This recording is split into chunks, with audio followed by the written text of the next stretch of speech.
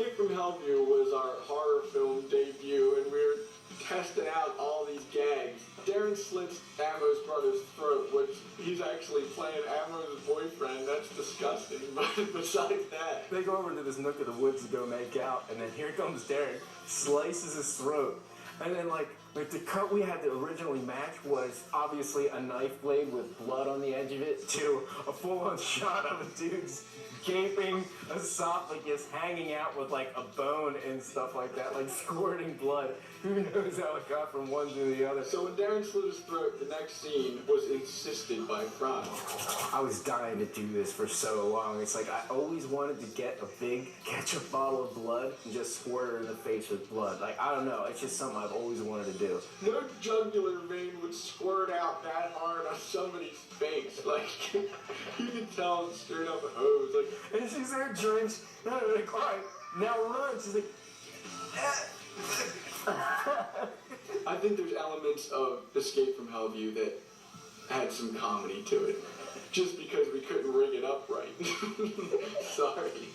My favorite part of the whole thing, which was entirely improvised, was the fact that the dude leaves his girlfriend there in order to escape. Like, that is so funny to be like, well, at least I'm safe.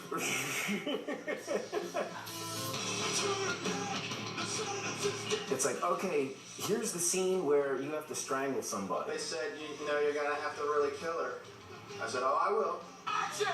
Okay, he runs up and just grabs her by the neck, and all of his passion and love for horror movies and all of the hours and hours and weeks and months he spent watching horror movies, it all came out around Jen's neck. If it had gone on maybe a little longer, maybe she wouldn't be with us today and I'd be in jail. But at one point, it was 3 in the morning, and Darren was still wide awake, ready to go, wanting to kill more. Tell G to wipe the semen off of his ass and film behind the scenes. What am I, fucking? I'm hanging the close yet far, a ballad. I don't want to hang in a ballad. So there's Chad going up by this teeny little harness.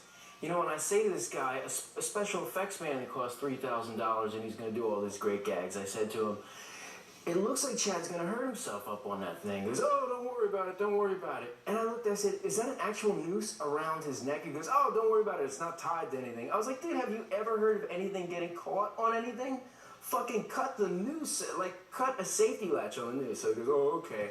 So I'm beginning to have my doubts about this gag, but my duties as producer compelled me to move the shoot on. Ready? Move your leg. Okay. Play that shit, Jess. Do I have a 16mm lens ready? On Chad's first attempt, he was up on the noose for about 10 seconds, and we brought him down just so we could get some airflow going.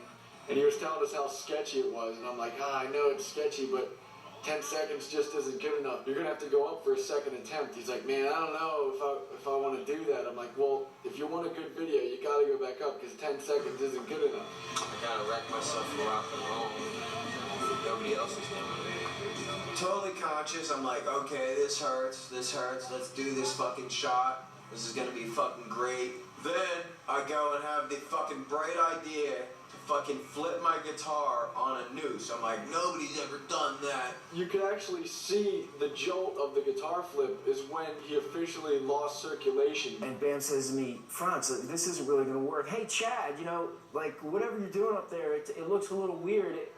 Chad, cut!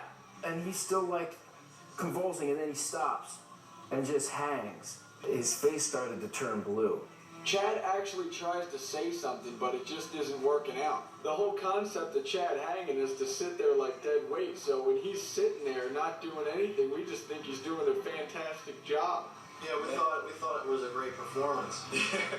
we were like, all right, way to go, Chad. We thought he was giving 110%. But really, he was like trying to breathe. He was flailing. Giving 100% of his life. I watched this guy almost kill Chad. You could see him convulsing. He is not faking that at all.